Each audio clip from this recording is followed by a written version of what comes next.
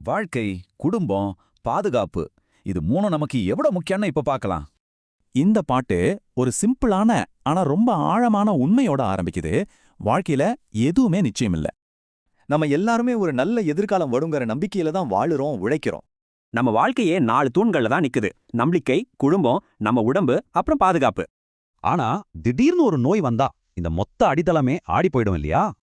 ஒரு சின்ன காய்ச்சல்னு ஆரம்பிக்கிறது கூட பெரிய பணப்பிரச்சனையா மாறிடலாம்.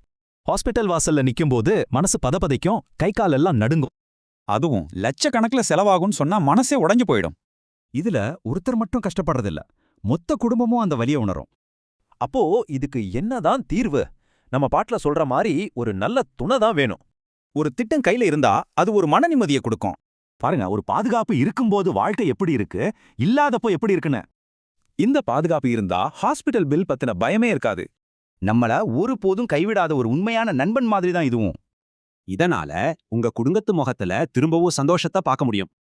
அதனால இன்சூரன்ஸை ஒரு செலவா பார்க்காதீங்க, அது நிம்மதிக்கான ஒரு முதலீடு.